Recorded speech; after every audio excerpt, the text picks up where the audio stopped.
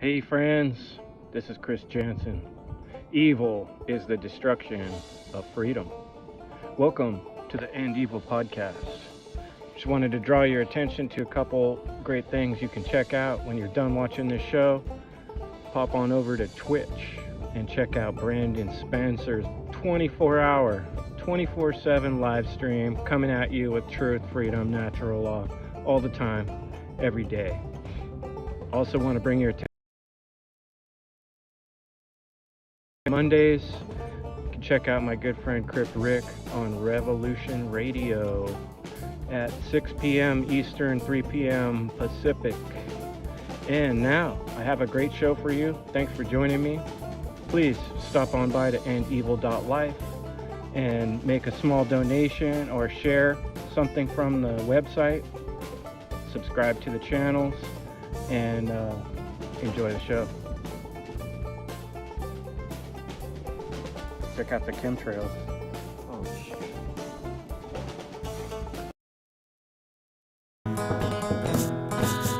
I'm in a cage. I'm in a prison.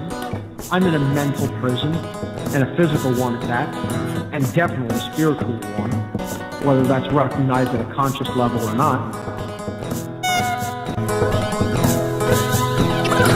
As I wake from my sleep, the situation's got me thinking deep. Will ever the sink and all life is in extinction? Evil creeps in your dreams, secret teams throwing memes, and the filling in the in-betweens.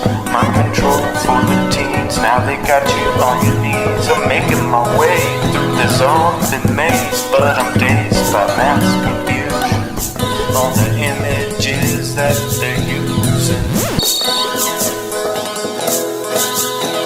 As the rest race to the tip of the top of the pyramid, the pyramid, Falling in, to this low level of spiritual awareness, such that these methods can have any effect over us.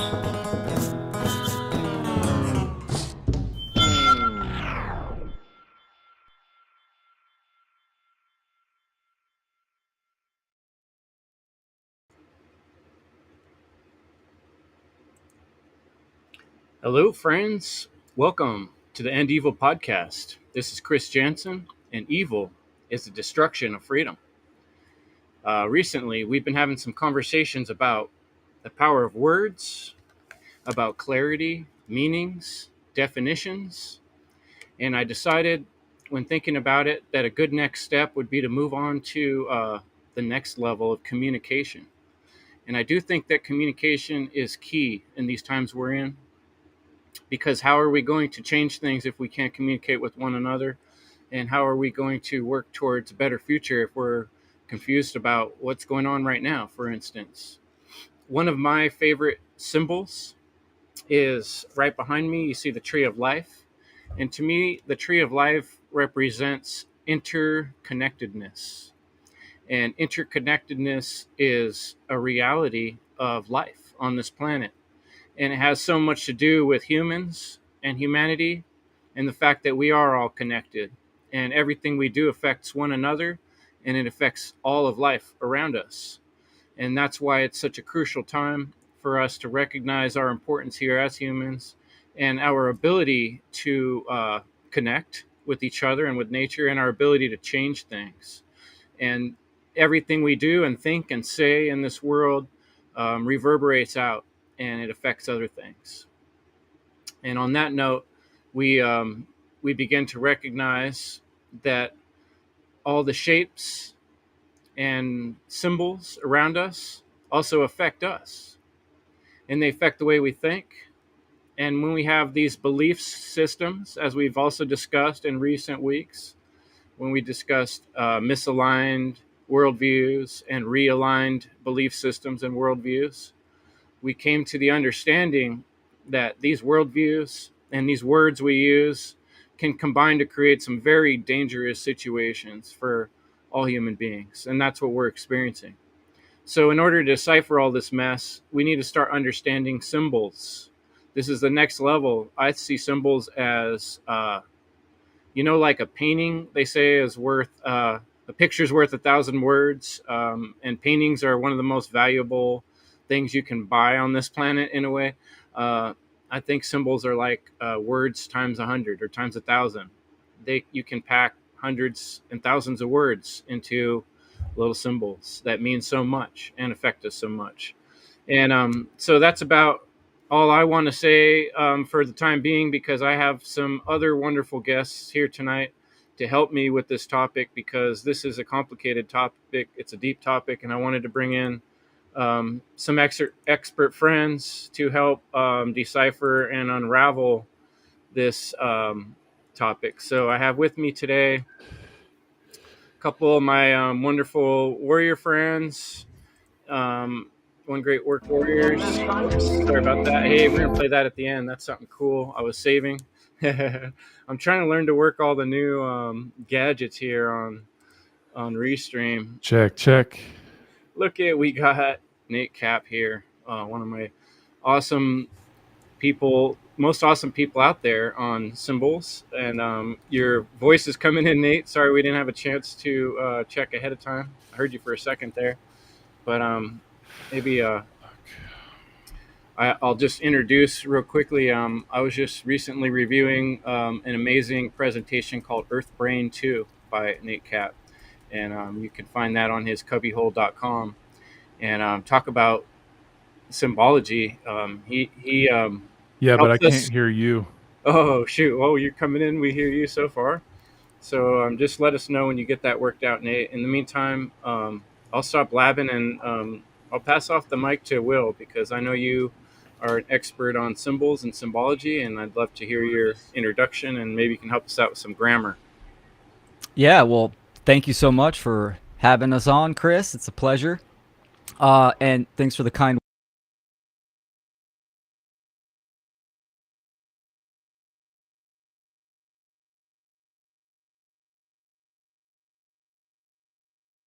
unseen and seen realm.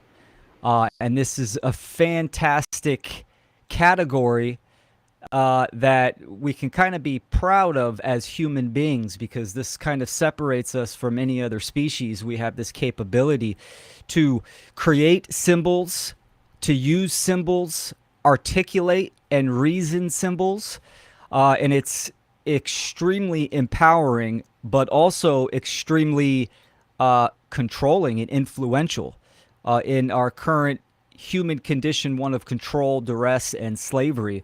Symbolism is absolutely used on the front lines to influence, control the majority of people, the masses. So symbolism has been a front runner in any ancient culture, our current modern culture, and so it's this continuation and of diving into what does these symbols mean.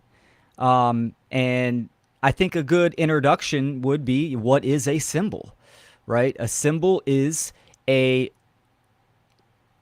man-made representation of something in objective reality. It could also be interpreted subjectively as well. So you can almost look at a symbol. A symbol could be extremely neutral, and it can be relative on its meaning, but yet it can correlate with objectivity in nature. So by human beings using logic and reason, we are able to look at the natural world and see these certain type of characteristics and develop a imitation of a symbol that represents an aspect of nature, and that can have profound meaning within that symbol. It all depends on if one has the eyes to see and understand those characteristics and the language of symbolism of the characteristics and attributes to decode that language and understand it. Thanks for that intro, Will. Um, I was thinking to myself about the symbol. Um, the sound of a symbol is like, sound is like one of the first things there is sound. And I think of like a circle is one of the most whole basic things. A one is whole, right?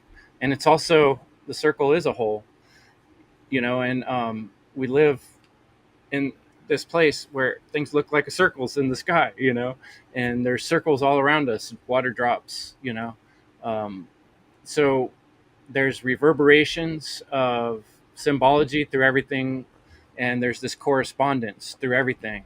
And I just wanted to say, when I was very young, I had this realization that everything is like a symbol for everything else. And it's really exciting when you start to recognize this quality of life that everything is a reflection of everything else. Brandon, would you like to say something about symbolism and help us get started? Yes, thank you for um, asking me to join you on this wonderful show.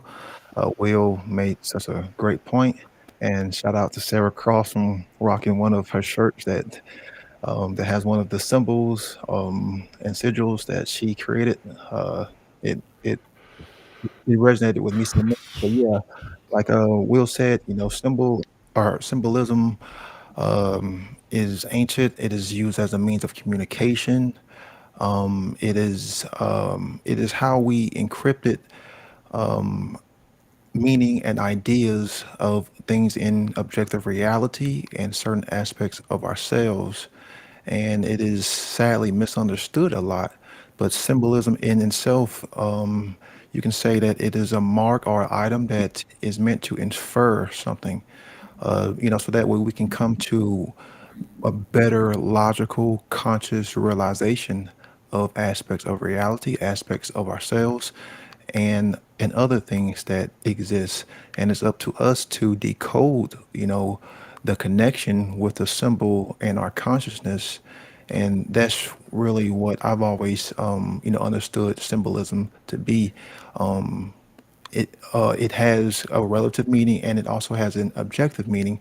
It isn't necessarily so unidimensional because we can infer or put meanings onto symbol ourselves, and these symbols can also represent many other things as far as in certain groups or certain have certain areas. But it's up to the individual to learn to properly decode what these symbols are.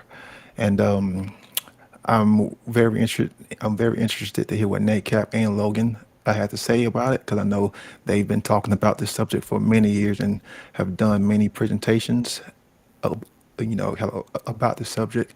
So yeah, I'm gonna practice the art I've always talking about called shut the fuck up, and I'm just gonna listen. So Yeah, there's nothing to symbolism. The end. Um, Thank you for having me on, Chris. Glad to see you guys. This is way bigger than I thought it was going to be, and that's awesome. Um, yeah, sorry for getting on here and being so discombobulated.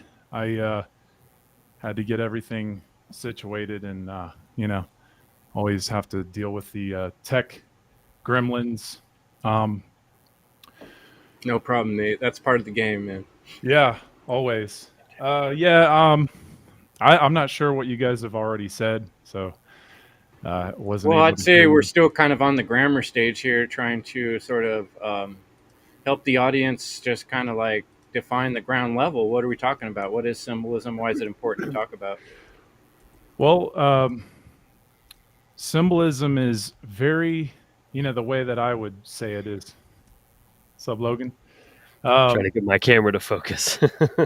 Symbolism is, I like to say that it's symbol is very simple, yet it's very complex because what you have to understand is that if you want to understand a symbol, you have to bring knowledge to that symbol.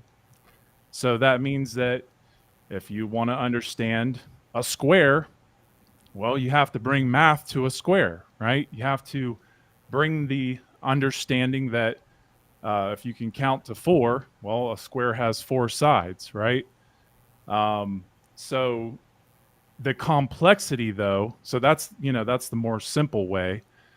But the complexity is, you know, what has four sides that is, very complex. Like if you look at the 4 seasons of the year, if you bring all the knowledge of the 4 different seasons to the square, well, you're going to get a lot more knowledge or a lot more information, a lot more value from the symbol of the square, especially if you were to dissect that square into 4 parts, right?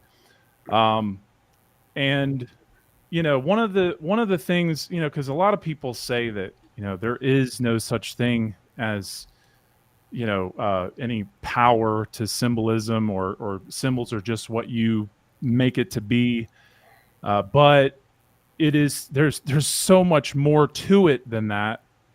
And a lot of people just, the ignorance keeps them from going further into, really understanding how it works, because it's not a supernatural thing. It is a thing where you're bringing information, you're bringing knowledge in order to compare and contrast symbols. You're trying to figure out what is associated with a symbol. I think association is probably the most important word that you would want to bring up when trying to describe what a symbol is, because if you have association with the symbol, then you can begin to understand how to compare and contrast with other symbols. I think I've said this before with Logan, is that we're always using symbols. We're always when we're speaking, we're using bundles of symbols. We're using words, and symbols are principles. And so what you're trying to do is you're strengthening the principle, you're strengthening the symbol. So when you're using the symbol, when you're using bundles of symbols as a form of communication, you're staying true to those symbols. You're staying true to the sound of those symbols, so you can convey messages more clearer, or ideas more clearer. So you're trying to, that this is why I really like that, Chris, you have with the One Great Work Warriors. I really like what you've done with bringing the clarity of meaning of words, and definitions. And it's just so important that we understand that we're using symbols every time that we're communicating words. And so if people can understand that, if people can, they can, I think that they can, what's the word I'm looking for? They can associate themselves a little clearer when, or what is the word? Basically, they can see what you're saying a lot clearer when you, or what you're conveying, when you're trying to explain that symbols are, in the words that you're using. So that means that they too are using the symbols. So the clearer that we are in the fact that we're using symbols in words, this can really, to me, be the breakthrough that can really help people understand symbolism. I'm not explaining that as clear as I want to, but I think you guys get the point. I know I don't want to take up the whole, airways. Well, we were happy to hear as much as you could say, because we a lot of us look at you, Nate, as like the symbol guy, and it's funny too, because you are a guy who does caricatures, which are kind of like symbolic representations of people with their personality, which is really fitting. Fitting seems like a appropriate word too. But Logan, you got your audio working there? You want? Yeah, can you guys hear me? Yeah, sounds great. Yeah. Excellent. Pretty focused now, huh? Yeah, I'm trying to let my inner Virgo chill out because it's not quite right, but it's good enough, right? Good We're all enough. dealing with the little gremlins tonight. Right when the show started, my whole computer went crazy. So if I seemed a little lost, I was dealing with something too. But Yeah, on with the show. Thanks, Logan, for really appreciate you coming. Talk about another expert on this topic. I appreciate that, and thanks, Chris, for having me, and to all you wonderful gentlemen here on the panel and everyone watching in. I appreciate you all being here. So, what I wanted to share on this opening kind of segment is, to me, symbolism is so closely linked, um, what's the word, inextricably linked to the fundamental basis of all spirituality, which, from my view, is animism, which is at its simplest form direct interface with, there goes the camera, it's better now. It's direct interface and experience with nature or the natural or external world. And that was happening long before spoken language. So everything was symbolic even before we started scrawling on stones and trying to make our own representations of them. The original symbols come directly from nature. It's simply the process of observing and recognizing patterns and associations, or dare I say, correspondences in nature in a nonverbal way, as these archetypes that are absolutely loaded with information, with knowledge and wisdom that nature is trying to show us without speaking, without being able to speak. And so it is our job to have our pagan brains online, as I like to say, our allegorical minds active and always searching for those patterns and putting those pieces together, because that's how you build the foundational building blocks of a principled framework with which to navigate reality. So I think that's why this is the, ultimate topic, because this is the base layer where all spirituality, getting into the more complex forms, this is where it starts, because this is literally where it started historically, the beginning of time. Man just totally in a wild environment and trying to make sense of everything, you know, and starting with those foundational levels, that over hundreds of thousands of years becomes basically the advanced mystery traditions that we have today. Yeah, I was imagining the, first humans. I mean, I don't know how it actually went down. I don't necessarily buy just the caveman story, but at first someone had to utter some word, and that might have been ugh, right? And ugh might have meant watch out or rock, but it had to start with something, and that first something was a symbol to represent the thing itself, Mm-hmm. ugh, watch out for the rock, and it made sense when the person got hit by the rock. Oh I'm yeah, kind ugh, of thinking ugh means watch out. of have you ever seen the movie Stargate? And Oh yeah. Yep. there's the scene where he's trying to so he just walked into this old tomb full of hieroglyphics, and he's trying to ask this woman that ends up being his wife later, about these symbols. And he's like, well, what this? And there's a language barrier. He's trying to talk to her, and she's like, I don't understand. And then he starts drawing in the dirt, and then she gets really scared and covers it up, because why? Symbolism and writing is forbidden. Now why would they want a slave class not being able to communicate in symbols and writing? No graven images. Right, exactly. Oh, we're gonna have to Great get movie, by the way. Yeah, more great into movie. that, because Well I've been said. thinking about the Tower of Babel recently too. But Yeah. before we get too deep in, Jerry or Derek, did either of you want to comment on what's been said before, or kind of the base beginning here of defining symbolism? Yeah, sure. Because sorry, Jerry, unless you got something hot off the stove. But hey, gentlemen, how's it going? Everyone listening? Fred, Marvin, Sarah, Leslie, what's good, y'all? Chris Nelson, yo, you should be up in here. Gotta love and appreciate his work, and the circling the square and all that proper care. But Logan, what you mentioned, yeah, like nature is corresponding to us. Like we're in correspondence right now. It's kind of like communication. And Michael Tsarian had I was watching a little bit of that to kind of freshen up for this one. The subversiveness of symbols. I think it was in the Conspiracy Con, like 2003, something like that.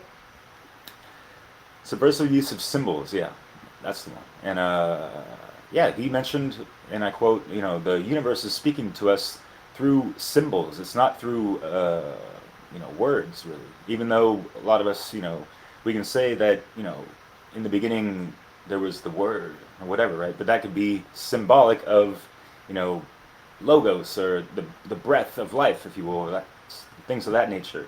So, all those religious semantics aside, yeah, symbols are very, very, very powerful, and I think it's really important to have this type of discussion and keep it fresh in the minds for people because they're we're inundated by this on a daily basis, whether it be for the good or the more subversive ways of this thing, and throughout the history of mankind, yeah, symbols have been used as talismans, all types of tattoos. I mean, think about all the art and symbols in the tarot, alchemy, runes, astrology. Chris, you mentioned, there's like circles in the sky in the beginning, and I was thinking about that one song, and was that symbolic of something when they were talking about the wheels in the sky keep on turning? You know that one? It took me a long time. Like, what are they talking about? Like, they're talking about the sun and the moon, or like the astrological wheels within wheels, that kind of stuff. So there's a multitude of layers that we can unpack with certain things that are being said or displayed or portrayed or conveyed and all these things. And it's just really great to have a deeper appreciation for these things, but also catch the manipulative sides of them as well and kind of recognize, oh, they're throwing out that symbol, so we know who they're affiliated with, that kind of stuff, right?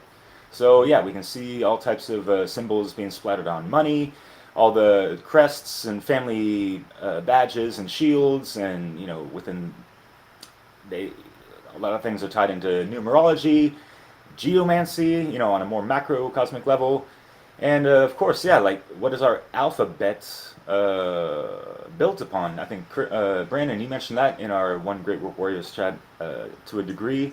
And just think about the word today, like just break it down. Alpha, bet, alpha, beta. I gotta research that later, but anyways, so yeah, we gotta really take in mind, a lot of these inversions and perversions because, like, wow, like people are drawing lines since, the days of the caveman. What does it all mean? And who is putting whatever meanings and intentions behind certain things, right? And of course, with the inversions and perversions of them, think of the classic, satanic, pentacle and how they like to have that. Which, by the way, is that still below the elephant in the Republican Party? Those inverted stars. I don't know if it's like that with the donkey, but anyways. Jerry, what's good, man? I know you're in Mexico with the serpent and the snake. Man, what's good? What's up? I don't know if about the star underneath the Republican Party you said. Anyways, thanks for inviting me, Chris. I'm very appreciative to be here. Like Brandon, I'm just gonna shut the fuck up and listen because I'm not strong in this area, but I've been enjoying everything everyone said so far, and although there's some tech gremlins, we're communicating with each other, teaching each other this through the internet. So I'm appreciative. I'll pass it to you, Chris. Thanks, Jerry. Thanks for coming. Love your support. So, one thing I came across, and I was doing a little research ahead of time, and I came across the word monad, and I was thinking about, this is basically a word that describes elementary, simplest unit. And the circle with the dot in the middle is something that you talked a lot about, Nate, in your presentation, the spire. And that was very interesting too. And I think that part of our existence here is raising our consciousness. It's obvious that there's the material world, but there's all through history, all this lore and a lot of this symbology. The symbology that we're especially interested, that we call occult symbology because it's been hidden or it shows some hidden meaning, is the most interesting, and it always points to the mysteries of life, and there's so many mysteries. And symbology, I think, the one thing that really occurred to me today too when reflecting on this, besides the idea of the monad, the one thing was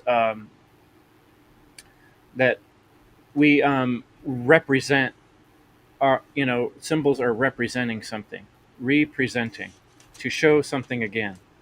And when we show something again in a different way, it allows us to review it, look at it in a different way.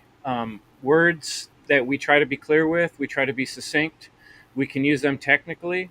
Symbols require a little bit more of a feminine, intuitive, putting things together, being able to transcend levels and compare things that aren't always necessarily obviously alike in the The material right world. brain. Right. So yeah, on that, I'll pass it on. Let's get a little deeper into the symbol thing. And if you want to jump in, Logan, go ahead. Otherwise, I was going to go to Will next. I'll wait my turn. Will, you got it. Cool. Yeah, you guys have all said some really great stuff. I want to dive into what his symbols do to a human being. Like, how are they being used? A good quote by the occultist Diane Fortune said, "Symbols are to the mind what tools are to the hand. It's an extended application of its power." So, symbols, they have an emotional resonance. They are able to subvertly convey a message that has influence, right? It's symbols are primitive. They speak to the limbic brain as well as the conscious mind. So the conscious mind and the unconscious mind, they do both at the same time. It all depends if one has the awareness to use reason and decode the symbol itself.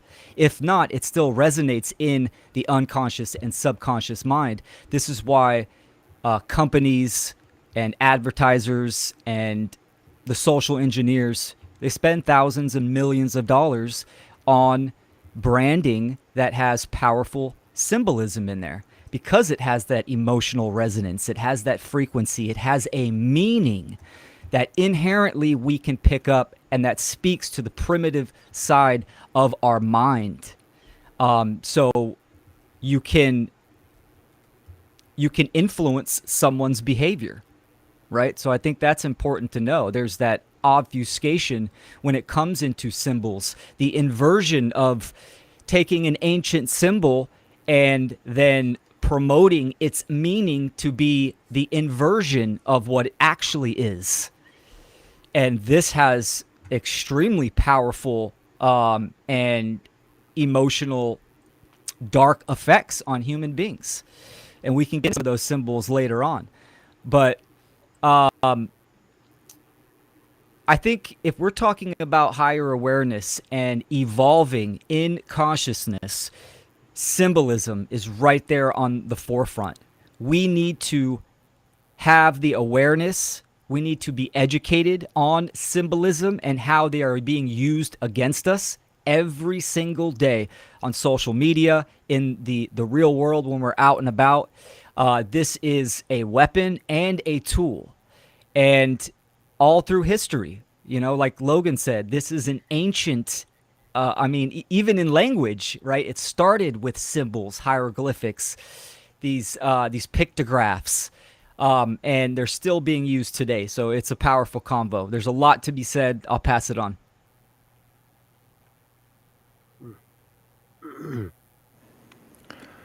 Well, I know we all talk about, how natural law and morality a lot because it's important, but symbolism is possibly the next most important thing as far as what we need to understand to raise our consciousness and evolve our consciousness. And what Logan said was so deep. Like, man, I would like for him to say that again when he talked about, how the universe is always speaking to us and trying to correspond and trying to get us to understand, because it doesn't have a voice for it, itself. So it may come in the form of myth, it may come in the form of association, it may come in the form of patterns. And that's why that's why I was always a fan of the ancient myths, because they had so much rich and vibrant symbolism in it. And it got you to understand things from that kind of right brain perspective, that kind of intuitive, to see like the bigger picture, to get more depth, to get more clarity, to get more meaning, and not just necessarily from a logical means. But with the myths, you could use the imagination to understand these concepts. You can use your imagination to understand what what the main message was being conveyed.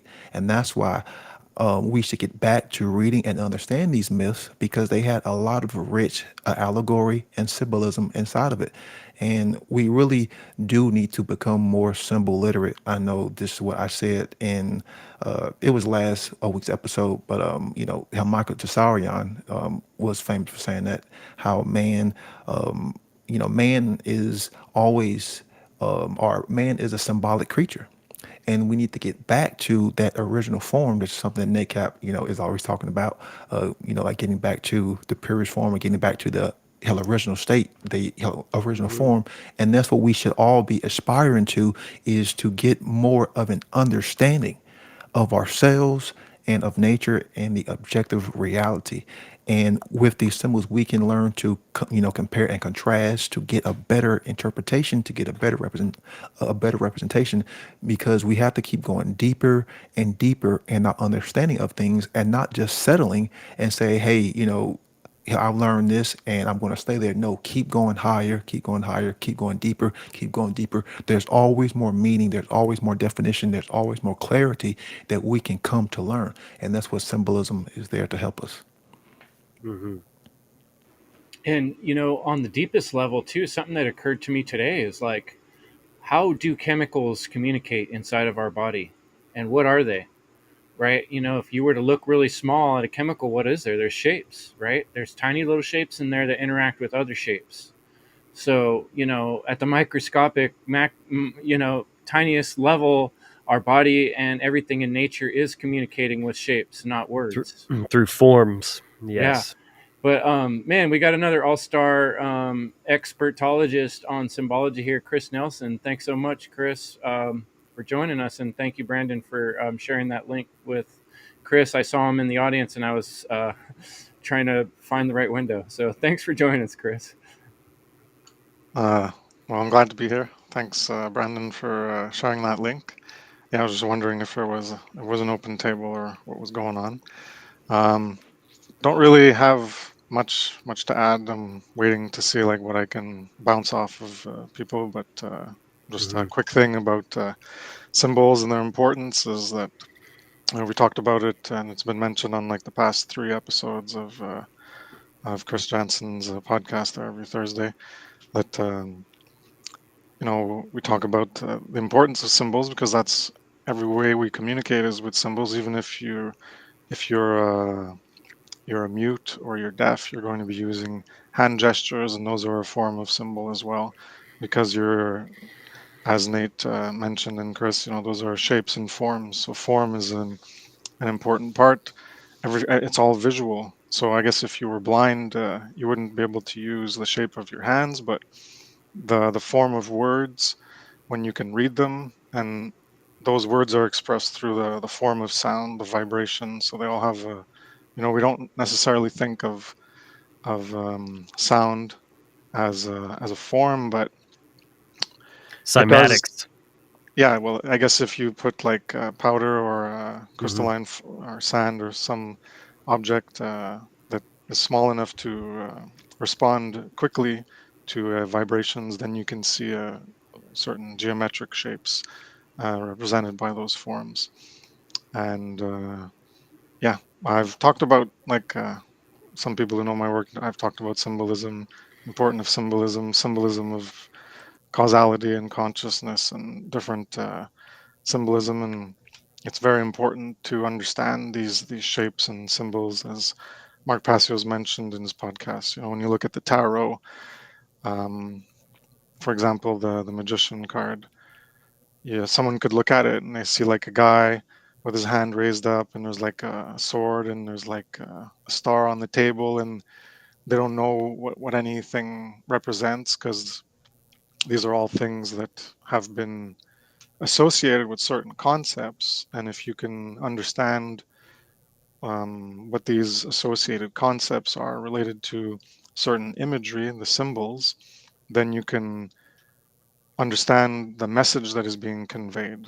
So again, the letter E, or a cup, all these things, we could say that they're arbitrary in terms of what they mean, but at a certain point, we give them meaning. So whoever is, I guess, the first come, first serve to give something meaning, then they imbue that thing, that form, that shape, or that sound with a certain meaning, and then that meaning is repeated across time. So then there's an agreement upon what that meaning is, and those who can learn what that meaning is and use it themselves, then they can engage in communication. And that, like the tarot or other symbolism, say you have an encrypted language, or something that's encrypted with and you have a cipher. Well, if you know the cipher, you can decrypt the coded messages that are being sent. And I'll just end it there. Yeah, you made me think of They Live. It's like if you got those glasses, you can decode what's going on all around you. And that is really the bigger picture of the context of why we're talking about this topic, because symbolism and symbols would just be whatever, right? If it wasn't for the fact that it's crucial in the understanding and the context of the world we're living in and what's going on to decipher, because there is something that is to be important, very important things to be ciphered, especially in the things that have been occulted. So yeah, we kind of didn't make this just open invite to the audience this week. This was kind of more of a focused episode.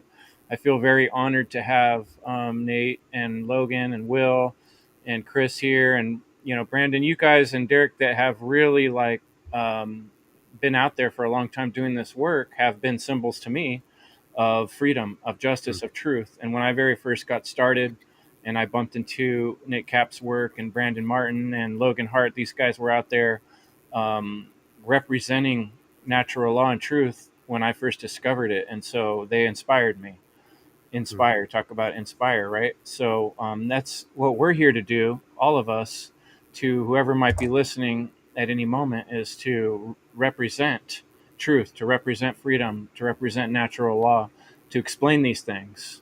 And so in order to do that, we have to decipher the symbolism and the belief structures that are keeping people from being able to see these truths, because they're self-evident and self-discoverable. So I'll pass it off to Nate. You got anything to add? Yeah, I appreciate the words, and I also appreciate what you said about me doing caricatures. Um, I actually was thinking about that because that's a good point. I, um, as a caricature artist, I have a very exaggerated, abstract mind, and I think in form, and so yeah, every single person is a symbol. Every single person is unique, right? And so, in order to, you know, get to know a symbol, like if you wanted to get to know me, you would have to, come to me and get to learn about me or study things about me. And that's the same as a symbol, And it's like, a good symbol is something that will, let you know how ignorant you are or how nescient you are. One of the things that when I first got into this type of information, I immediately understood that I was very ignorant. I immediately understood that I was even nescient to a lot of information. And therefore, I realized that because I could admit to that, um, I started to learn that symbolism is something that, like a good symbol is something that will, draw you to it. Like, for instance, a swastika. A lot of people are really afraid of swastikas, especially, Jewish people. Um, but that's because of the negative connotation that's tied to it, right? There's a lot of awful atrocities that are tied to that symbol. And that symbol is, every symbol really, any good symbol is it's a heritage compartment. So it's a place where it has valuable history to it. But it's not just historical, it's something that is helping us understand our own place in nature, like the swastika. Before the Nazis used the swastika was known as a solar symbol, in the sense that each arm of all four arms of the swastika are going in a direction to represent all the seasons of the year, but also, and the middle, the knot, or the cross in the middle, that would be where the sun is located. Okay. But then, if you just keep doing more research, you'll realize that swastika is also lunar. A lot of people don't know that. But the point is that if we remain ignorant and afraid of that, of any symbol, then we remain ignorant of our own communication with each other. We remain ignorant of our own heritage, of who we really are and why we're here. And that's what they want. That's what these people, these dominators, these controllers of this world, they know how symbols work very well. They are ultimate symbolists. And because they know how symbols work, they know how it works on the subconscious mind. They know how ancient those symbols are and how important they are to us as a sovereign people. And if they can create fear by, dominating people's minds to make them do atrocious things to each other using those symbols while they do it, then we have this poor resolution association with those symbols. And therefore we, stay extremely separate internally from nature, because these symbols are not just something that is made by man. Man discovered symbols. Man has discovered these beautiful symbols. And the reason that man has discovered these beautiful symbols is because man is trying to understand himself and trying to understand how to survive. And the reason, think about the seasons of the year with the swastika. We're trying to understand when to plant and when to harvest. So how do we keep track of that other than a calendar? We keep track through symbols. The symbols are what help us, especially something like, the zodiac or the swastika, or other types of symbols that can really help us understand cycles. And I know I'm going really far, but I'm just trying to help us understand just how important it is to recognize that your ignorance, our nescience, even because we come in contact with symbols. If you keep on digging enough, you'll come in contact with symbols that you never knew even existed because you are the discoverer of that symbol. Therefore, you're nescient of that. But once you become conscious of it, now you start to now you have a big responsibility to pull that out and to learn more about it. But the point is if we remain ignorant of those symbols, or if we are ignorant, a lot of people, it's fear. It's not just ignorance, it's fear. But if we can look into the things that we fear the most, go search deeply into those symbols. Look go do all the research associated with those symbols. Then you will understand the language of symbolism. Then you will understand just how important symbols are. It's just like swimming. You don't just magically know how to swim when you jump into the water. You have to jump in and begin to swim, or figure out how to swim. But also, you probably want to maybe do a little bit of before you go in the deep end. You probably want to do a little research on how to swim, or ask people how to do it before you do it, so that way you can have some kind of technique or some kind of method that can keep you from drowning or looking like an idiot.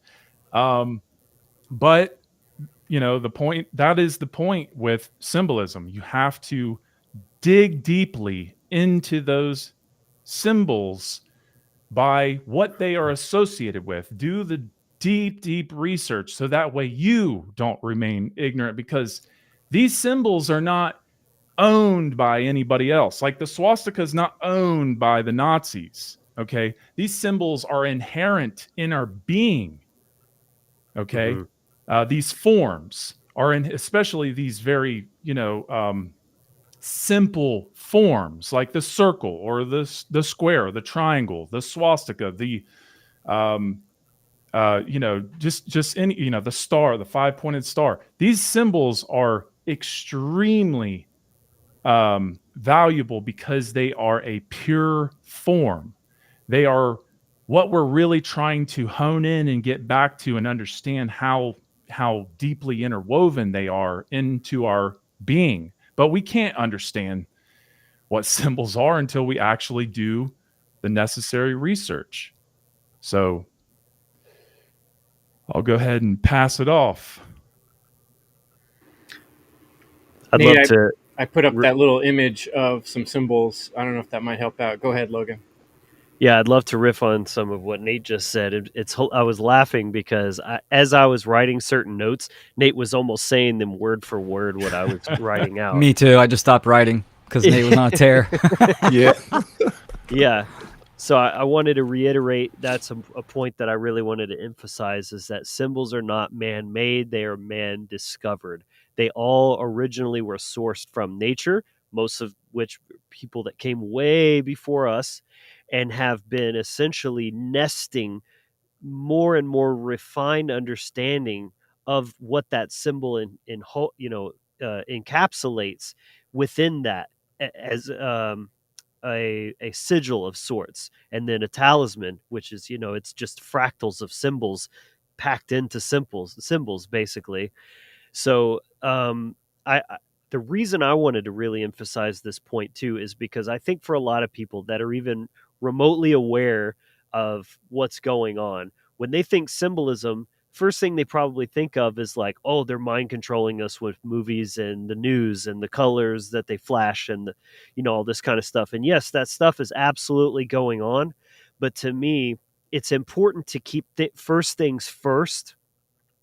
If that's the first place your mind goes, you're still carrying the trauma of that systematic mind control and gaslighting and all that kind of stuff. That's where your brain is wired to. I think it's important. Like that's just a good indication of why we need to stand in our own power and understand where things came from.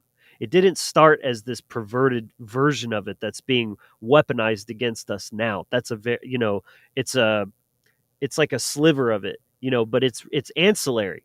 What's most important is understanding those symbols for yourself, going on your own journey of discovery and exploration into what that all means, not only from the objective sciences that are there, because again, the symbols are coming from nature, not from man, and they have inherent meaning because the universe has inherent meaning.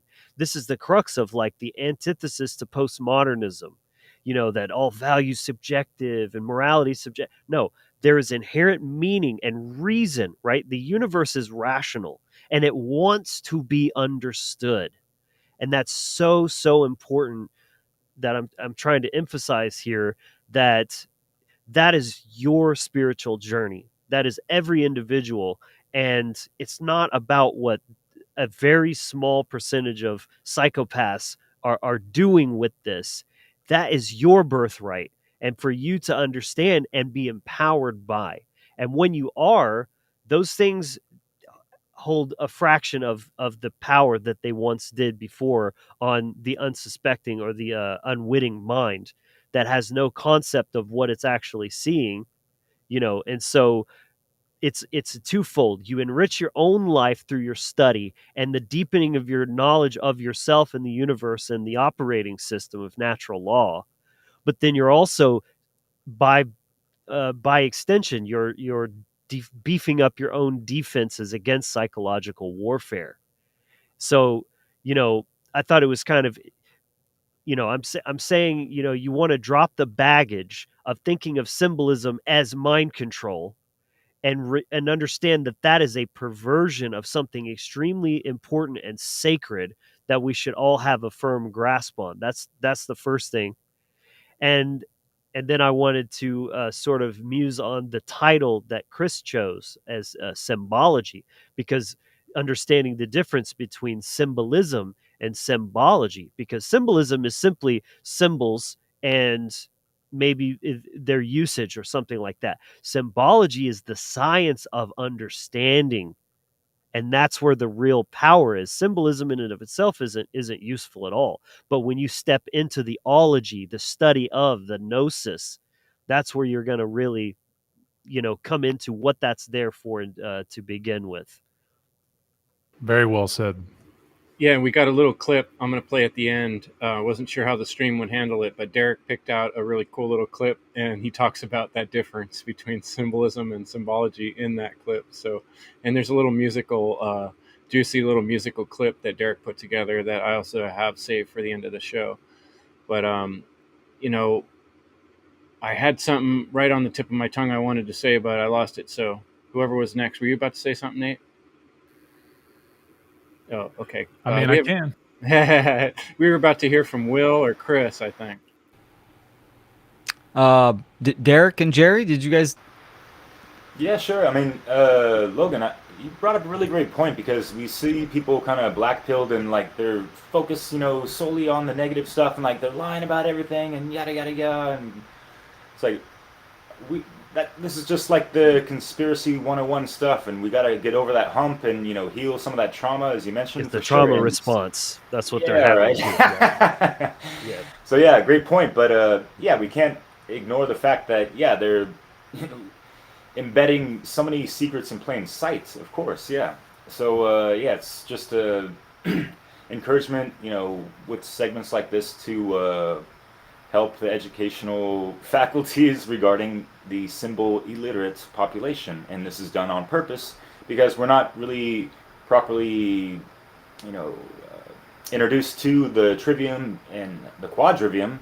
And the quadrivium is more applicable to what we're talking about with symbols and geometry and all these things, right?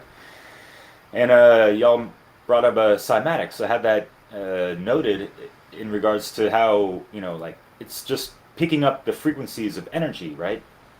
And can energy even lie, in a sense? It can be manipulated or distorted, but, energy doesn't really lie. We can see the patterns and recognize certain, tendencies or that kind of stuff, and have, we have all types of instruments for measuring these things, right? So it's interesting of just It's like studying a Derek nature. hermetic, right? Vibration. Nothing's ever still, right? I'm sorry to interrupt. Go ahead. Yeah, no, very good. But yeah, it's like we can get easily caught up in the whole like, because like the the dark satanic folks, they kind of want to have us, adopt their mind state, right? Got the mini me Satanists, whatever, and these folks are obviously obsessed with symbolism. They want to throw it in like a multitude of stuff into like one little thing, and they got the number 33 embedded in all these news stories and all this stuff, and yeah, so they got their calling cards or whatever, and they like to have their puppets, flash those, gestures and all that stuff. And folks really got to understand that, yeah, like all these celebrities and musicians throwing up whatever and wearing whatever, attire and all that stuff that, obviously, alludes to the hidden hands and all that stuff. People need to understand, like, they're just actors and they're puppets. They're not necessarily in the gang per se. They're not major players at all. A lot of them don't even know what they've been initiated into, and they're just being used as puppets. And they're just kind of prancing around as the people's champions, flashing, their dark occultic, inversions of these symbols and that kind of stuff. It doesn't mean that they're like Lady Gaga or Madonna. They are the Illuminati. Like no, like. They're just being used to, parade around with those, symbols for us to acquiesce to, some of that bullshit. Anyways, does that make sense? It does, and you're kind of taking that next step because Logan turned the corner. I remember what I wanted to say now. Logan did a good job of turning the corner and talking about the real crux of the issue. Talk about symbols. Crux is a very important symbol of the cross. But the crux of the situation here is that there are dark occultists, there are dark psychological programs that have been going on generationally, and there's symbols embedded in our stuff. This is like some matrix stuff, like, and a lot of folks out there just are not even close to making that awakening and realization to what the real situation is. They haven't put on those they live glasses, and that's the vast majority of all people around us, which creates a really weird situation because we have people living in sort of a non-reality. And it occurred to me that doing this work that we're doing, speaking out with our name, with our face, is energetically important. It's a symbolic gesture. That's why I was looking down because I wrote down that word. I was thinking about it. It's a symbolic gesture. This problem we're facing is worldwide. It's huge. Evil is rampant in our world. Most people are de facto Satanists, living in a weird state where they're accepting things that are evil as being okay when they're really not. And to come to this realization is a slap in the face of the universe to realize that, oh my gosh, I'm the only one that realizes this stuff. Out of hundreds and thousands of millions of people, most people don't recognize this truth. And these people here are some of the brave few people that are making that jump, that energetic decision to say to the universe, to say to people, to say it energetically and symbolically, I don't support evil. I don't support this occult, secretive raping of children and manipulative aspect where they're coercing people into paying taxes and supporting their evil deeds. And so if you're not energetically, symbolically speaking against that, then you are kind of getting sucked into it. And that's why this is so crucial and important, is that you need to be symbolically and energetically speaking against evil. And if you're not, you're with it. And that sucks to say, but it's the truth. Hand it off to whoever's next. I haven't been keeping track, obviously. I think it's Jerry. If Jerry wants to tap in. Yeah, good one. Yeah, I just want to say that Logan, you really, you know, brought some positive. What you said was very positive. How symbolism is meant to uplift us and to not look at it through a traumatic response. So that was great. Nate Caps's video's not on. I was gonna ask him what his shirt meant. I think it was a cube, but I'm just gonna keep listening, guys. Thanks for the gestures, Chris, and I'll pass it to Chris Nelson. Oh, I think Will was gonna say something next. Go ahead, Will. Sure. Yeah, man. You guys are bringing up some excellent points. When I think of symbolism, communication and comprehension come to mind, right? Because it really is communication with the divine, with nature, with yourself, with others, with reality. We're talking about symbols. This is the mental. Universal language. It's a universal language, absolutely. How do you communicate and interact with the unseen realm, with the metaphysical? You could do that through symbolism. And symbols speak to the mental realm. The energy, the emotion, and the actions come afterwards by your comprehension of the symbol, of the symbolism. For instance, how this can be used in a negative capacity. Somebody has a piece of paper, oh, you got to leave your house. It's got the seal of approval on it. Well, who gives a fuck? It's just a symbol. It has a meaning, but that's not an actual action or behavior behind it, right? It's just a claim. Now, so that's the communicative part. You're communing with a symbol that has meaning to it. So it can go many different levels. Obviously, it's very beneficial for the self. This is why every magical tradition has sigils and symbols encoded in that, because it's a way to communicate with your subconscious and unconscious mind, to communicate with nature and the unseen realm. So it has that potential vibration attached to it, depending on your comprehension. It's a real powerful realm, and we need to utilize it in our own lives, see it in nature, in the natural world, see how it's being used against us, and that it's really going to increase our awareness, and it's needed. So, Can I just add one thing too? Is this idea of symbolism and Satanism. I want to explain what that really means because of how it's being used. This is just another form of relativism, and is ultimately the satanic mindset of man positioning himself as God. Is that we're gonna take these symbols that are divine, part of creation, and distort them into our own meaning. So they're twisting them into their own relativistic ideals and then foisting that onto people through subversive communication, through the subconscious mind. So it's basically, it's the satanic mindset of we decide what symbolism is and we'll decide that for you, and then you're just going to swallow that, and that'll be your only conception of what this stuff even means. So ultimately because, and I've said this to Will a lot in our private conversations, is that as I've deeper and deeper studied into mind control, one thing has been so clear, is that ultimately the root of all mind control is about separating us from nature.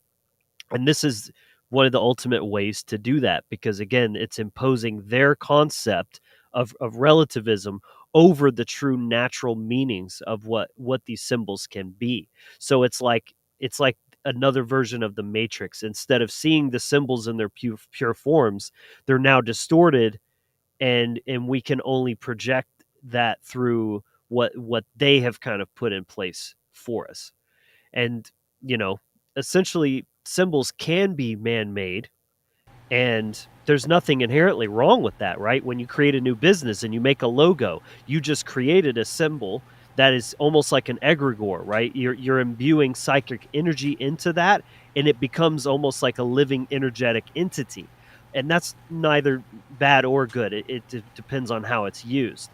But when it comes to pure forms and the primordial inherent symbols, the originals of nature, they need to be preserved and left the hell alone. And that's where it gets really dangerous, is where they're distorting things like the star, the circle dot, those things that are cross. They need to be really, really preserved in their pure forms and understood as such. The archetypes. Yeah. Yes. Overlays and That's shit. the exoteric and the esoteric, right? When you say Satanism, the exoteric people think of the devil. A better symbol for Satanism would be like the hypercube, which probably many people have never even heard of or even know what that means. Mm-hmm.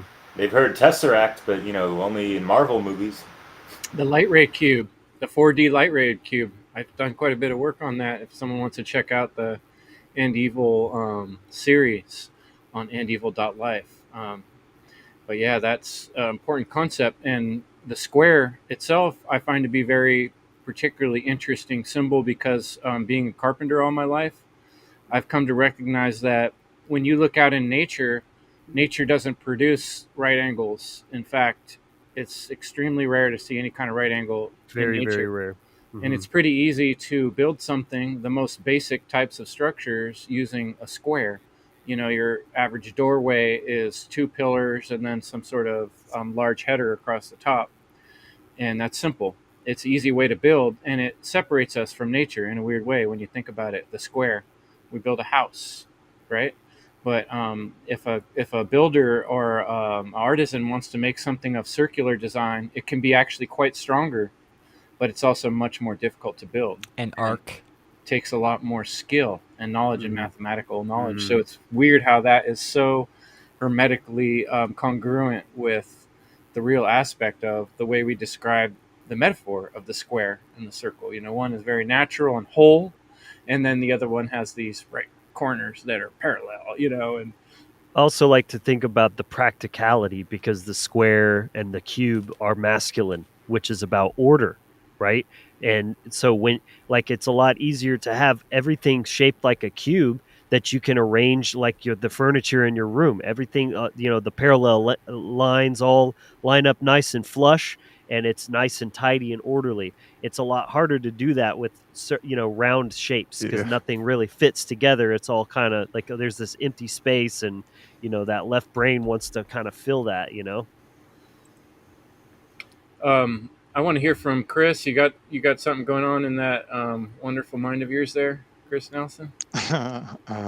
Yeah, I can bring in some, I guess you could say contrarian, oppositional, countering, counterbalancing perspective, I guess, to some things that have been said.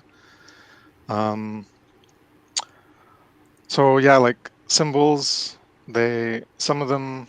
some things, shapes do exist inherently in nature, and we can discover meaning relative to it, but I think it's more so most of the symbols that we're the ones attributing meaning to it. So, for example, if you take a square and it's not that, you know, right angles don't exist in nature. Um, they do, it might be rare, but I think it's graphite. Those are cube structures that are formed in nature. That's one place where there's right angles and even the cube. And also, if you're familiar with R. Buckminster Fuller, he was a polymath, and he had a cosmology of everything is based on Platonic solids, so the cube, the tetrahedron, the dodecahedron. I forget the other shapes, but there was five Platonic solids. So it's an And interesting they, thing they to all look nestle into. within one another as well, perfectly. All the platonic solids. Have you ever seen that, Chris? Yeah, well, I think isn't that his the shape that he invented? He created a certain one that didn't exist before, and he I forget what he called Oh, it, where he's famous, where he the shows him Fulleron with or that something. expanding ball. I forget. It's been a while since I read his material, but it's just something related to like the concept of shapes or symbols being inherent to nature, and some of them can be, but a lot of the things, certainly in the human created world, a lot of it is us that creates them. So like you could say that there's certain shapes that have more of a pure meaning, but all of these things, like the circle dot itself, isn't in nature. We draw it, right? So we draw a circle and we draw a smaller circle in the meaning and in the middle, and we can attribute by correspondence and metaphor and simile and analogy. We can convey a certain shape and make it related to another concept, like in mind, like Will was saying, and that's what the definition of symbology and symbolism. It's not that symbology is the only one that's valid to look into, or symbolism has no meaning. Is that symbology is literally like the study or interpretation of symbols or symbolism, or the use of symbols, and symbolism is like a literary device or other imagery where you use symbols to represent something beyond a literal meaning. So in the tarot, that's what all the tarot is made up, right? So I mentioned the magician card. You have the sword, you have the chalice. Well, the sword by itself is just a sword, but we can attribute additional meaning to it. We can correspond it to other things through analogy and metaphor and allegory and correspondence. The chalice representing the feminine, but a chalice is just a chalice. A V is just a V. A triangle is just a triangle in itself as a shape.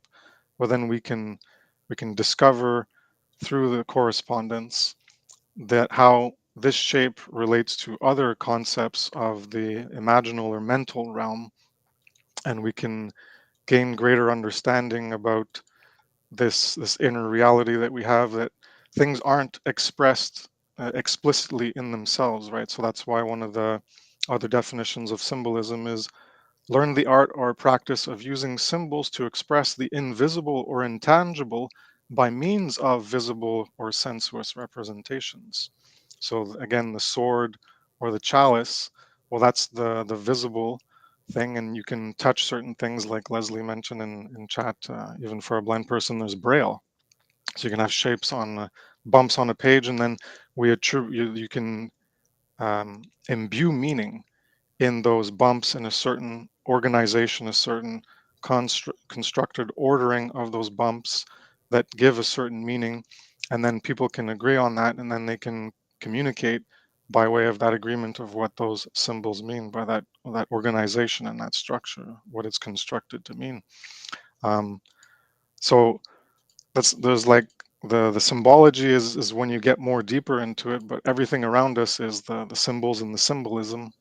And when you go deeper into it, that's when you get into the symbology. And yeah, I guess that's what I wanted to bring up, just the all other perspective of how a lot of it is like even the letter E, like I mentioned that before, any alphabet or any number, it's just a line, a one or a two.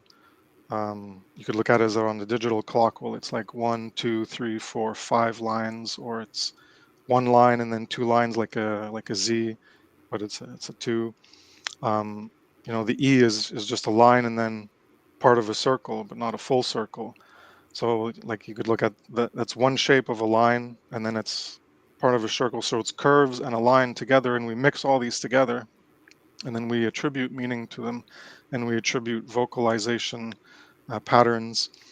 And yeah, one thing I wanted to mention also related to the sound and vibration, how it does have form, because it scientifically, even when you talk about frequency, which is what a vibration is, they call it a wave form. So even in the terminology for it, it has the word form in it. So even though we don't think of it as having form, it's specifically, even in the scientific terminology, it's a wave form, because the frequency is like a wave. So So as soon as you record it, there's a visual yeah, representation, like on a DAW or something like that. yeah, You call it the and waveform. Yep. yeah.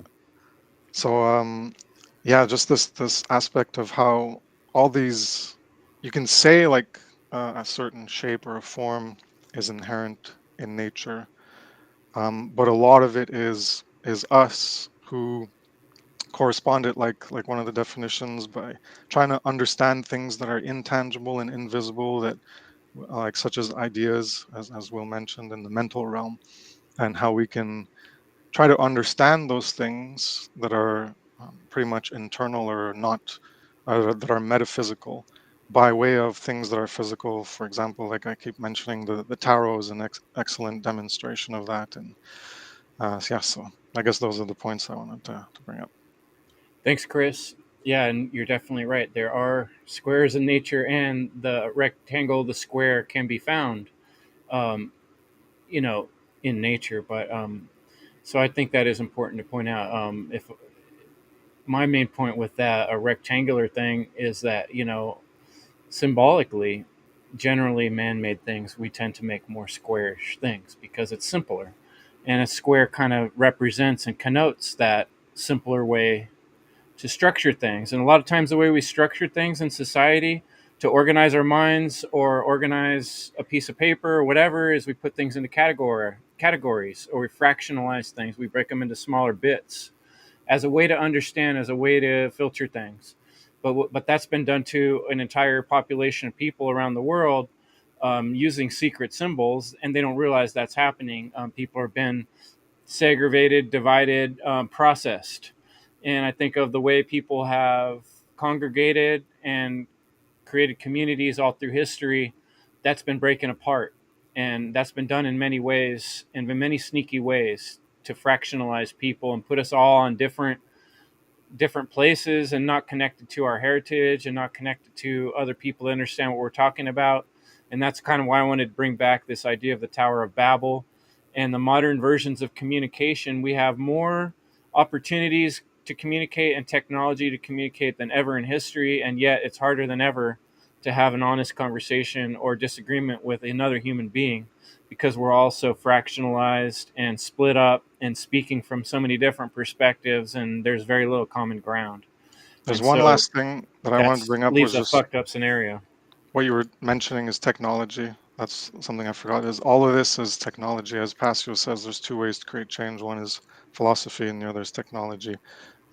All these, the communication, the language, everything we create, all these, the symbols and the interpretations we have, they're a form of technology. So as Logan was explaining, it's not symbols or Satanism or whatever. It's only for mind control. No, these are technologies that we create because we imbue them with meaning, and with they can be used philosophy. for, yeah, they can be used for good, or they can be used for evil. It's in the one who wields it and how they wield it, for which path they align with, the left hand path or the right hand path. That's it. Absolutely. The dual edged sword.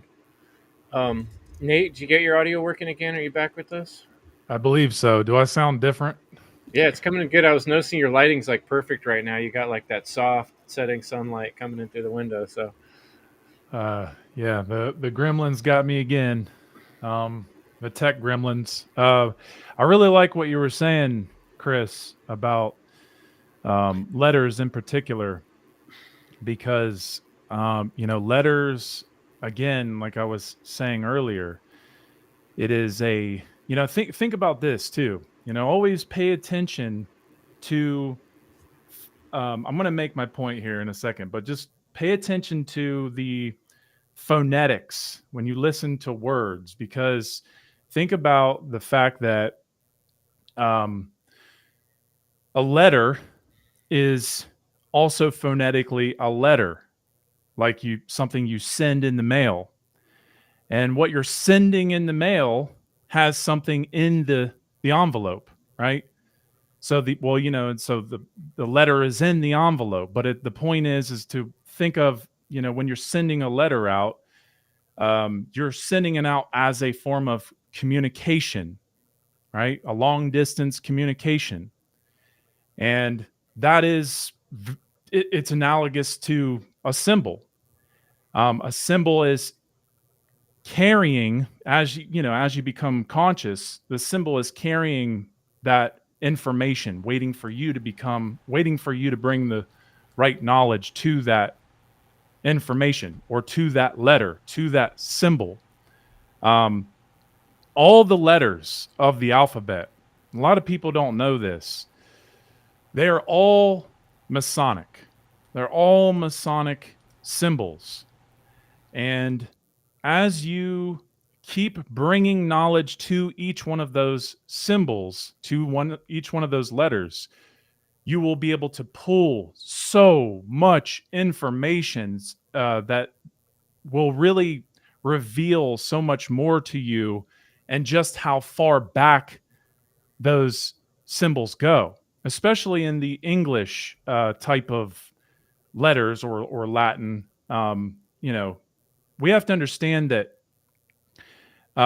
each letter has a numerical value in the alphabet. So if we pay attention to the numerical value of the alphabet, um, we will be able to see the deeper connection and see why numbers like, you know, the first 9 letters of the alphabet are all about the that which is you know, more simple, because 9, you know, 1 through 9, or even 0 through 9, but 1 through 9 in this case is about understanding pure form. Because as you go into the double digits, it starts to lose its pure form. So, for instance, if you look at, you know, the letter C, that's number 3. And we all know 3 is a very spiritual number, you know, especially when you think of the Holy Trinity or the Trivium. 7 is another very spiritually well-known number. And that's associated with the G, the capital letter G. And so when you start to see what that really entails, you have, for instance, the G symbol is a combination. There's another word I was trying to think of, but it's a combination of C and 7. So there's a reason for that, because as you start to really dive, and I know this is like very advanced what I'm saying, but as you get, you know, as you dive deeper into that letter G, you're going to realize just how significant it is to understand how letters are developed, how symbols are developed, and why they're in the order that they're in. You know, there's no coincidence for any of this. You know, it's all structured for a reason. And there's so much to be said about it. But, you know, the point is if you can start to see how these numbers and letters connect, and even overlay, you know, think about this. I want to say this real quick, and then I'll hand it off. But I'm trying to cram so much in just a short amount of time. But the point is, if you really, really want to understand how to see symbols and form, think of it as if you were to take a transparent piece of paper, a tracing paper, and you were to trace out a symbol. And then you take that paper and then you start to try to see where it fits with other shapes or forms that look alike. You overlay the tracing paper to see where it fits.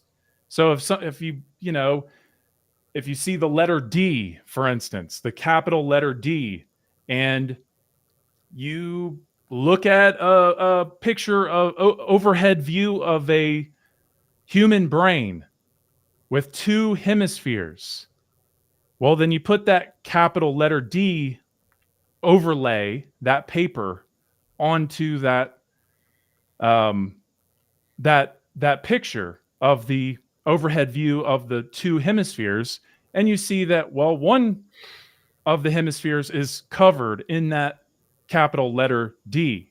Okay, and obviously it's abstract. The capital letter D is an abstract form of the human brain. Obviously, it doesn't look just like the right hemisphere of the human brain. It doesn't have all the mushy gooey slime to it. But the point is that you see the similar shape, right? Now, if you can take that same idea and without the paper and just, have that same concept in your mind, and you can use that wherever you go. out in the world and overlay the symbols, the most simple symbols, overlay them on certain things. And that can really help you develop your symbolic mind. So I will go ahead and pass it off. So hopefully that made sense. Um, Real quick, Nate, great points. Jerry had asked earlier about the symbol that was on your shirt. And I know that symbol can be talked about until the end of time, but for someone who wasn't aware of it, can you just, like kind of sum it up? Yeah. I actually meant to. I briefly heard that was Jerry, right? That said that. Yeah. Um, um, yeah. So this symbol, this actually goes with what Chris was saying earlier about this square, which is building with the square, and that's one of the most beautiful things that anybody could ever awaken to, because um, this is the 3-4-5 ratio. This is akin that well this is Euclid's 47th proposition symbol. Okay. Or you could say this is Pythagorean theorem, the 3-4-5 ratio. And basically what it is in a nutshell is it is all about the eschatology. It's about the study of final things. It's about the triune brain, or the Holy Trinity. Okay, so I'm going really really extreme with it, but just so you understand, 3-4-5, and the three, which I just talked about being spiritual. You have the father, the mother, and the child. Okay, so this is the spiritual rebirth. Okay, now I'm taking you way back to Egypt to explain that, but this symbol is something. This was discovered during Neoplatonism, but the point is to understand that the work, or the amount of information that is stored within this symbol is so much deeper. It's so much deeper than Neoplatonism. It is a very ancient symbol, especially when you understand this 3-4-5 ratio through the what's called the Egyptian string trick, which is how they were able to find a right angle by having 12 knots of a string.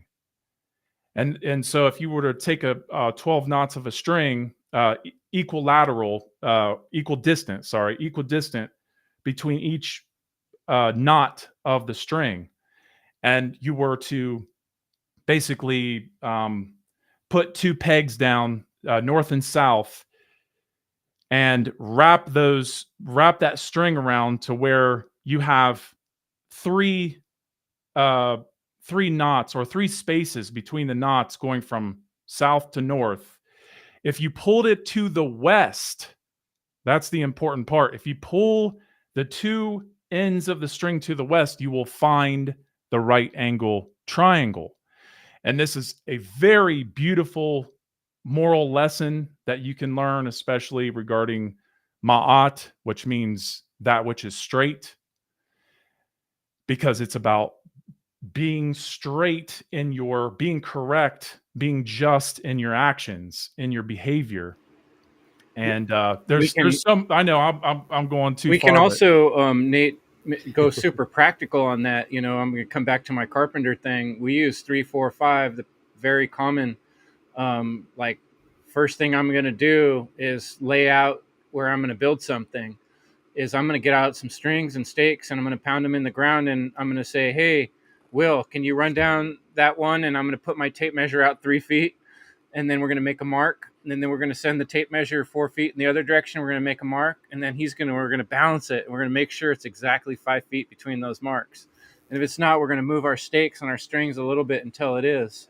And it's Right. funny because that process you do over and over in the building process. With all the technology we have, we're still out there doing basically what you're calling the Egyptian string trick in modern day building. It's that essential and crucial to building to get things square, because if you don't, if your foundation's out or your strings were off in the beginning, everything you build from there on is going to get more and more worse. It's going to go from being an eighth of an inch out to a quarter inch out to 3 inches out.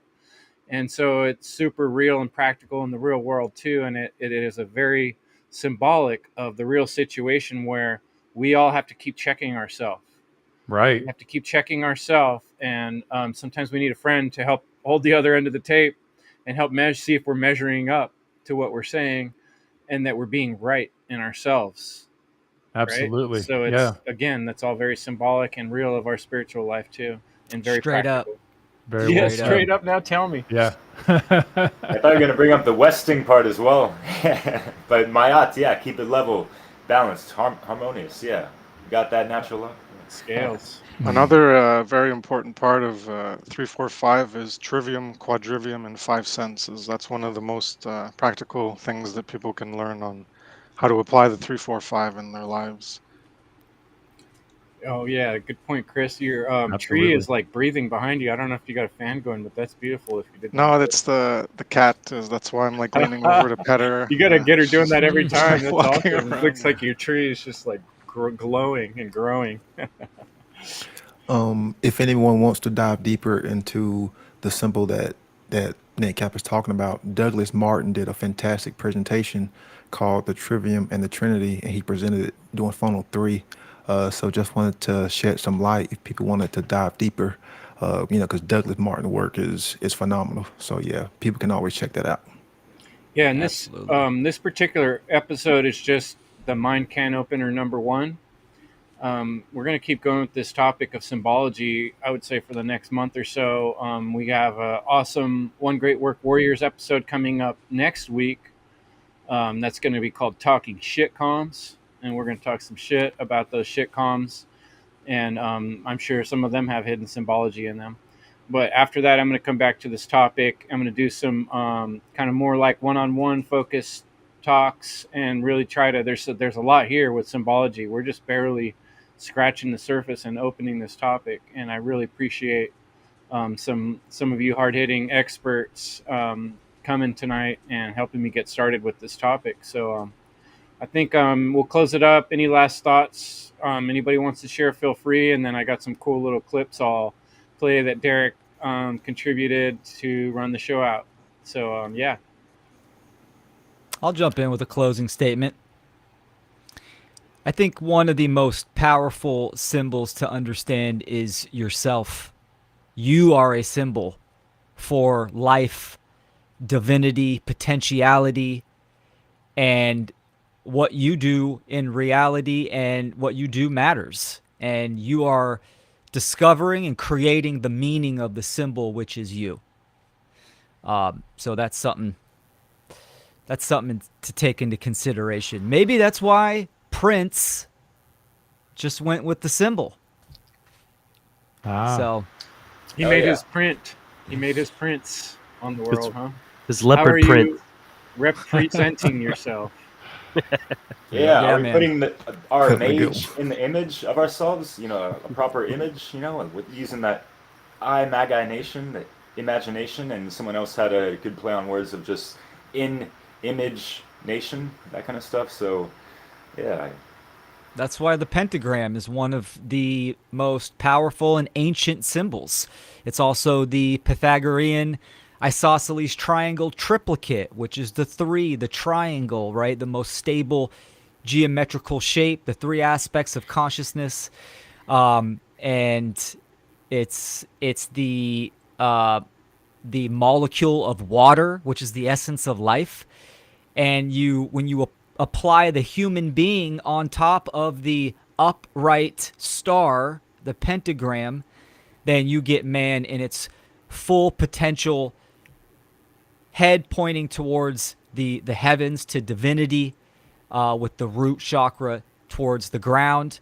And this is also why it is inverted for that that just that inversion of nature, truth, and reality, where the head, the mind, is pointed towards the underground. So, it's you could spend a lifetime on understanding meanings, and I've always said you can have a full blown awakening and awareness of what's going on in the world by defining words, getting to origin and etymology, and how and which words are used today, and symbols. 100%. Yeah, you could also look at the pentagram as as Osiris as well, because it's the material is below. You want your feet on the ground, but your spirit is raised, and that's what the Osiris myth is all about: is raising up, elevating into the heavens. Um, Yeah, man.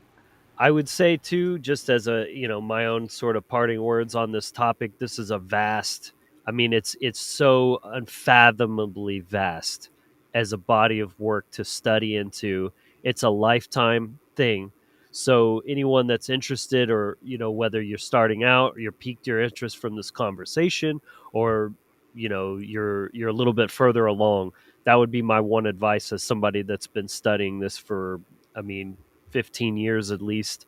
um, is it's pace yourself. It's a very long thing, and you're not going to get it right away. And even I don't get it. You know what I'm saying? It's an ever becoming process of refining and going deeper, and pulling from eclectic sources and bringing them into that your own sort of tapestry, because that's what it's all about. Is that the symbols come from everywhere. They're sourced from every possible angle, and so it is a tapestry out there, and then you're bringing that in and weaving your own tapestry of understanding and gnosis. So make sure you're looking at many different places. Like you can go to a Jordan Maxwell or a Michael Tsarion. Those are excellent sources, but you're not going to get everything just from going to one or two spots. You got to be as eclectic as possible. That's where you're really going to get the most like holistic and well-rounded understanding. What was the episode where you and Nate did such a good, thorough conversation with Osiris and all? I finally made it all the way through. I loved that talk. Yeah. What was the name of it? Yeah, we did. It's called The Myth of Osiris, and we also did another episode called Green Language, which I think those go really well together. And that's actually, I'm glad you brought that up, because that's another thing too, is symbolism isn't just about a star and an axe and a circle dot. There's many sort of schools. It's almost like magic, and then there's these different sort of specializations. So language and letters, but the spoken word, in green language, that's a big part of it as well. And you've got to have all the pieces of a broad spectrum. It's an ecology, just like anything natural law based. That's what nature is all about, is an ecosystem of interconnecting parts. So you can't get too compartmentalized on that.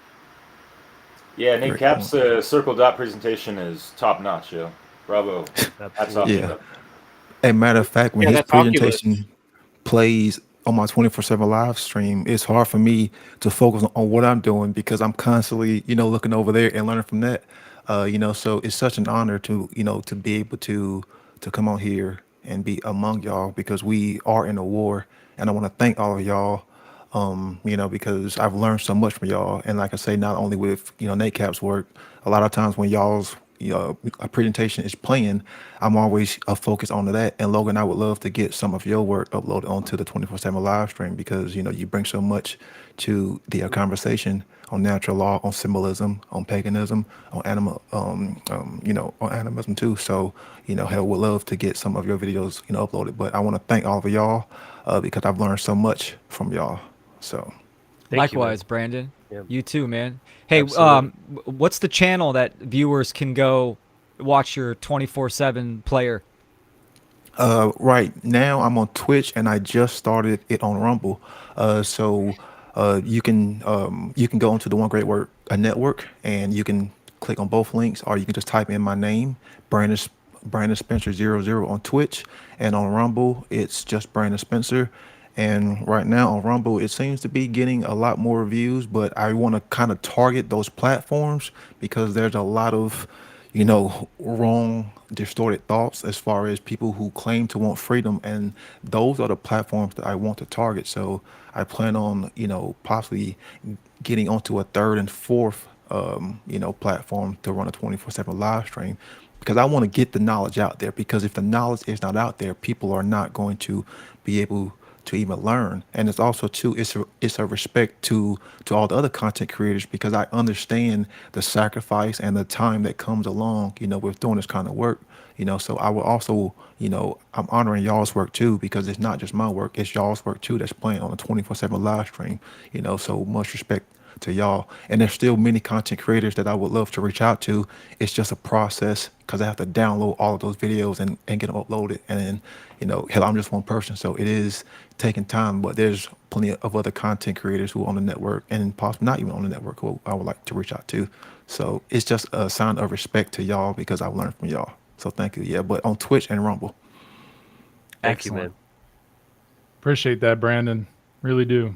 Um, I I love being around people like you because I understand that you care. You're here. And we're having this conversation for a reason. It's because we really are sitting at the round table and we're passing on these ideas. We're putting everything on the table together.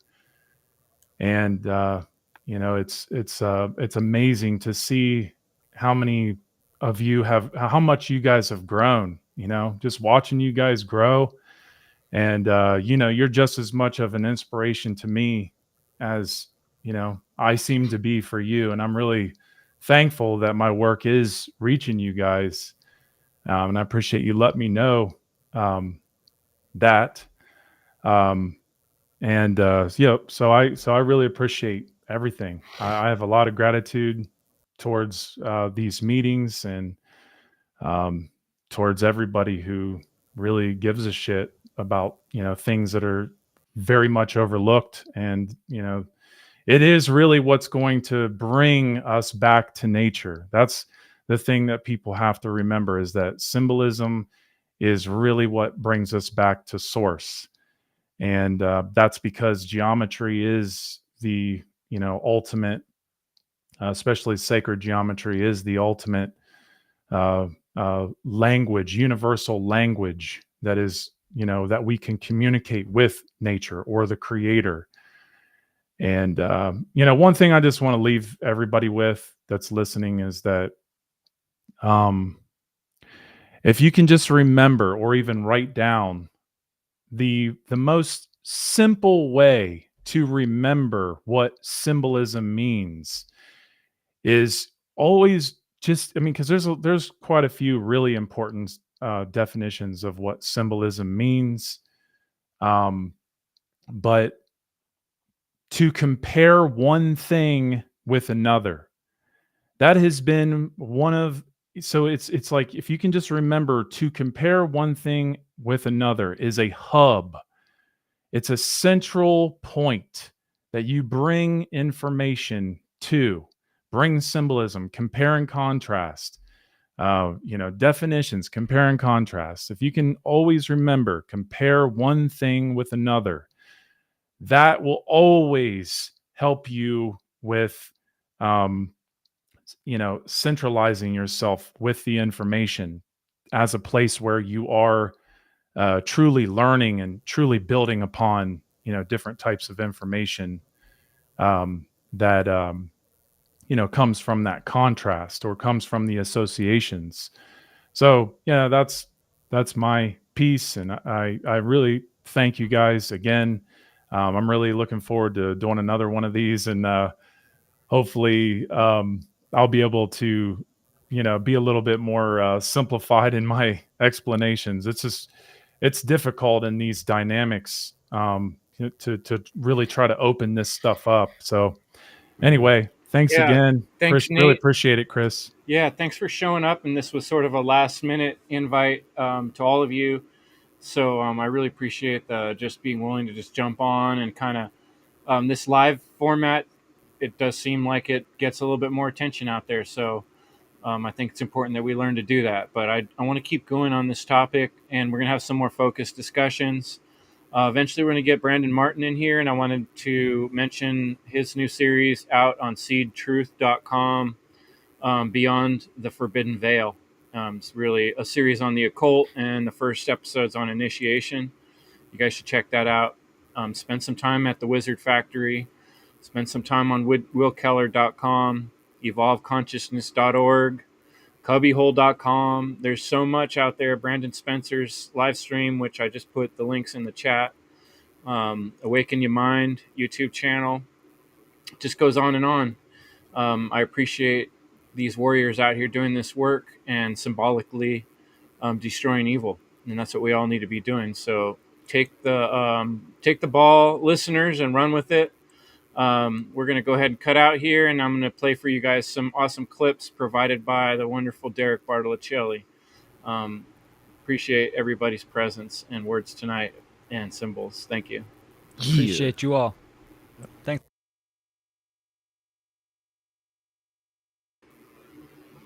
So you think they came for the fag man, huh? And what do you base this upon? He was the only one done right. Double tap, back of the head. And the pennies? New hitman wants to leave his mark. That's a possibility. Now, you Irish cops are perking up. That's two sound theories in one day, neither of which deal with abnormally sized men. Kinda makes me feel like river dancing.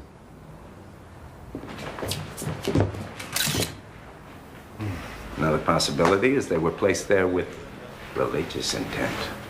Okay, some cultures still put pennies in the eyes of the dead, or silver. The Italians, the Greeks. Sicilians. So, what's the symbology there? Symbology? Now that Duffy has relinquished his king bonehead crown, I see we have an heir to the throne. I'm sure the word you were looking for was symbolism. What is the symbolism there? Let me explain it to you. In Greek and Roman mythology, when you died, you'd have to pay the toll to Charon, the boatman who ferried you across to the gates of judgment. This made sure the dead came to atone for what they did during their lives, the Pictodalla Papaschalius. Jesus, you're the first one that ever got that. Yeah, well, I'm an expert in nameology.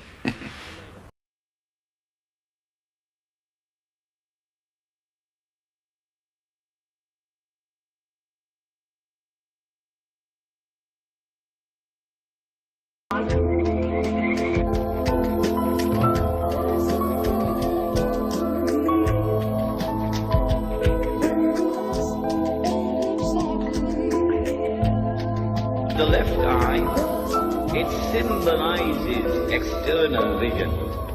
The right eye, it symbolizes internal blindness. With this introduction, we understand now that when we're dealing with the subject of the Antichrist, there is a lot of symbolism involved in it.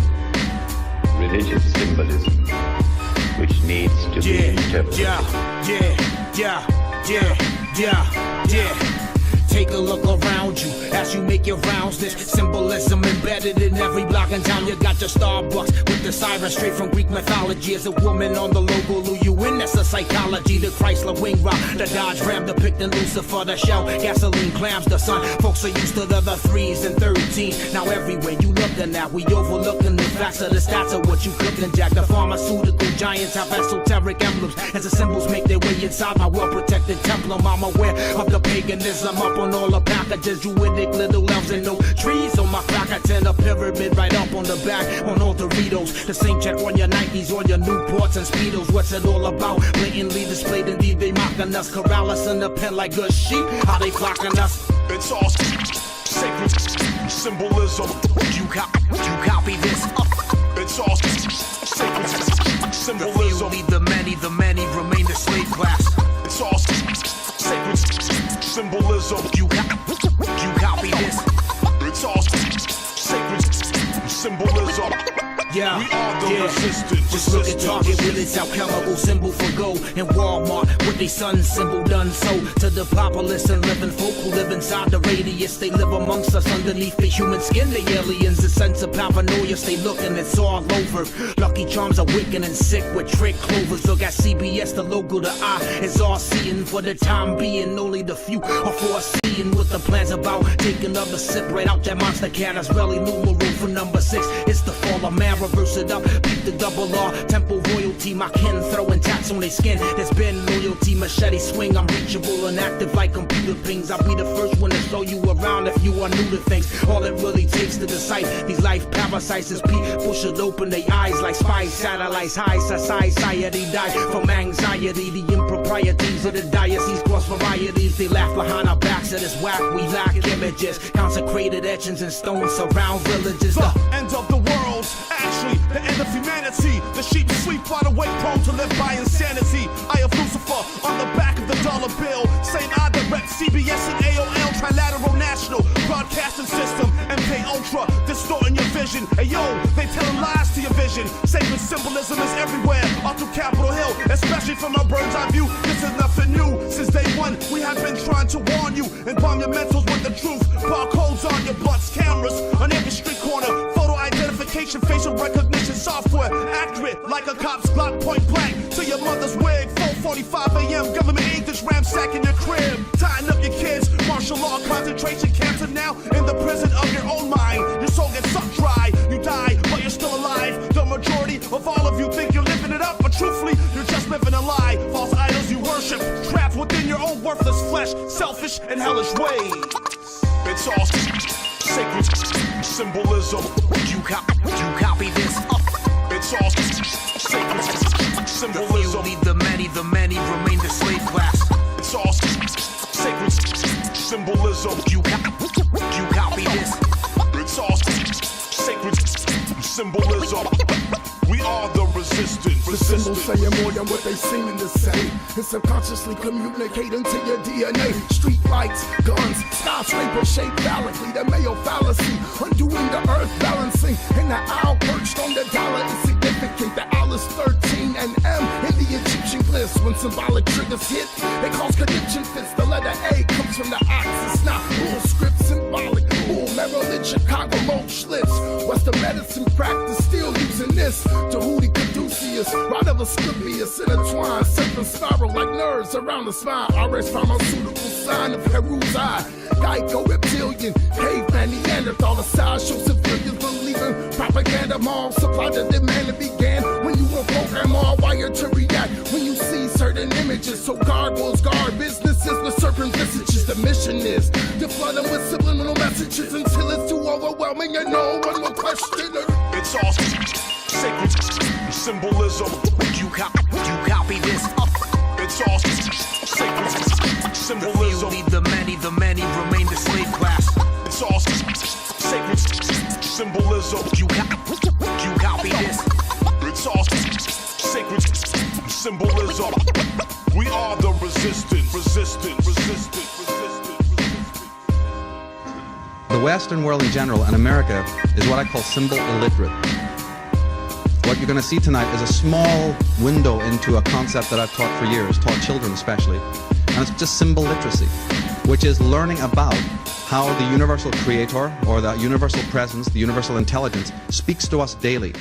It speaks in symbols, not words.